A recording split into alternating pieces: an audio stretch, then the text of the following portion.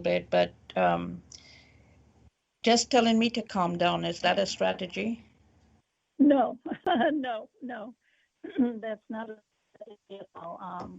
Yeah, the mind is looking for an action. When you experience thoughts, feelings, emotions, the body is being prepared for an action. And as I said, the action can't take place. It's disturbing, and telling someone to calm down doesn't work. It's just like someone who had more power would be someone who's happy. And if you told someone happy to feel sad, they wouldn't be able to do that, not on a legitimate level, unless you actually gave them something like, to really cause them to feel sad. Someone you can't just say feel sad and they're going to feel sad. It doesn't work that way. The mind has beliefs, and there's two ways the mind learns. It learns by repetition and it learns by impact. So it's a matter of repetition or impact that shifts the way the mind is processing the data. All right, I'd like to ask you a question, and keep in mind we have a short time left, but as briefly as you can, answer this question. Do you think that my healing would happen faster if I forgive the person? And what does forgiveness mean specifically when it comes to hypnotherapy? Well, that's a loaded question, but I will answer it as best I can. First off, it has nothing to do with forgiveness. Although the technique that I do have creates a lot of amazing understanding. So from my experience, understanding is the key to forgiveness. And it isn't at always the level that you think that it is, but it's not. You don't have to forgive anybody to feel better. No, I don't believe that at all. I don't think this is going to sound kind of out there, but out in left field, but forgiveness has nothing to do with it.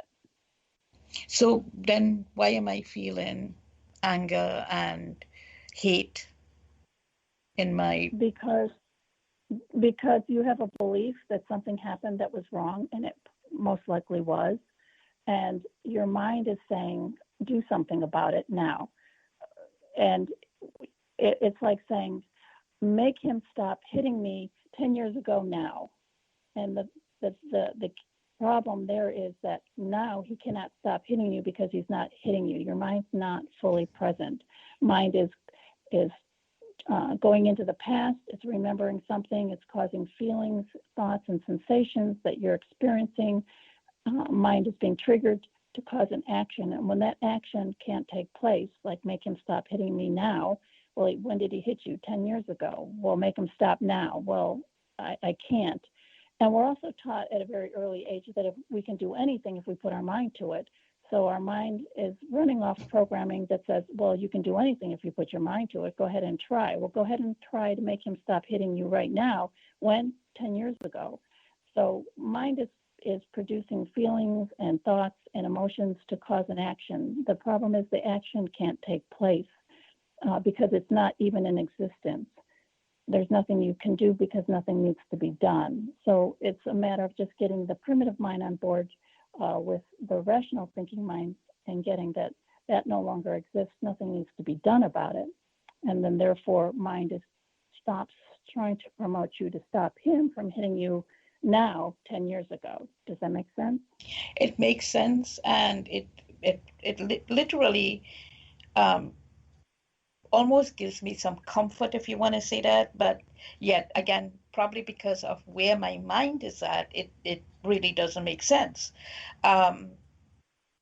So I guess my next question would be, what do I do? You need to come see me, Tati. I will get that clear for you for sure. Okay. Well, the thing is that my listeners, I have been encouraging them to actually respond and tell us if they're in the same situation, if they've experienced that, if they've and what you said today with respect to the past and the present coinciding into one, and yet you can't do anything. It really resonates with me, the helplessness of not being able to do anything. But yet I feel that there are solutions to the problem. I feel that there are things we could do now that will help us heal. In my own experience, I've journaled, and I've journaled to the point where I went into what I felt, how I felt, the hurt, the good things, the bad things, and a lot of good has surfaced out of it because I feel like I have healed tremendously. Um, I think I still blame myself, and maybe it is because I have unhealed areas in my mind. I still blame myself for not having a relationship now because I'm thinking, well, I kind of think I don't want to go there anymore. Maybe you'll end up there again, that kind of stuff. Do you see that in your people that you deal with? Yes, when the mind perceives, okay, you have a relationship, it goes bad. Now the mind says, oh, relationships are bad. And not that they all are bad, but then people have what they call trust issues. And I don't believe it's a matter of trust. It's trust and emotions and feelings are guidance systems. They tell you where you are. And usually, if you're experiencing something that's disturbing from the past or you're worrying about something in the future, you're not fully present. So the question is it relevant? It might be true, but is it relevant? Is there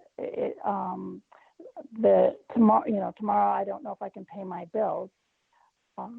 Right now, it wouldn't be useful for me to be worrying about it when my mind could be totally present, focusing on what would be useful for me to do. That's what I call preoccupation. When mind is so busy worrying, the mind can't do both things at once. It's neither solve the problem or worry about it. Worrying about it causes more stress. It's not healthy. Maintenance, repair go down. And when we get into those mindsets of what we call anger or fear, mind is preoccupied with not being present. And actually, fear and anger cause the rational thinking mind to shut down. It's not functioning at prime level. So emotional mind, when it takes over, emotional mind has way more power. When emotional mind is running the show, rational mind is pretty much shut down to nothing. So it's not able to function at its optimal level. So therefore, you're not solving a problem. You're impacting the problem or the situation that you're already in. Does that make sense? Yes, we have a couple minutes left, a very short time. So what I would like you to do now is to give us your contact information, maybe a website, email, any way that we can contact you. My listeners can contact you, and I would like you to repeat it because we are having a little bit of issue with the broadband, so that we will make sure we get the information correctly to our listeners. Oh, sure. Thank you. Yes, I'm bad. I even got a domain name, but I never got around to putting my website together. I'm always so busy. But they can email me. My email address is Donna, DONNA, Satiro, SATIRO 58 @gmail.com. And that's Donna Satiro 58 @gmail.com. Or they can reach me on my cell. Pardon? Okay, go ahead. Or they can reach me on my cell, which is 941-465-7699. Okay, I could identify with the website stuff. I got the domain name too, and yeah, I haven't had time to put the website together, but we're working on it. So I kind of feel your pain there. Anyway, so it was really really good having you on here. And any last thing you want to say to our audience that you feel they need to hear that you haven't heard you haven't said at all? Um, you'd get me talking and we'd never get done. But I do really want to thank you for having me on. It was such a pleasure, and you're such a joy to hang out with and talk to. So thank you for that. And if anybody has any questions, they can always email me or give me a shout if they have any concerns. Okay, we appreciate that, and we appreciate you being on here with us. Hopefully, we will be able to get you back on again so that you will be able to share some more insights with our listeners and maybe from the feedback we're going to get. And by the way, you can send us any of your questions or emails or any of your situation that you would like us to pass on to Donna. Not only if you can't get to her, or but you could do it through societybitesradio.com, societybytesradio.com, societybitesradio.com. Or you can also send your questions or comments to me at Toddy Jadoo, TODDYJADOO @gmail.com. So again, we want to thank you for listening, and we thank you for joining us, and we invite you to bring a friend and have them listen with us.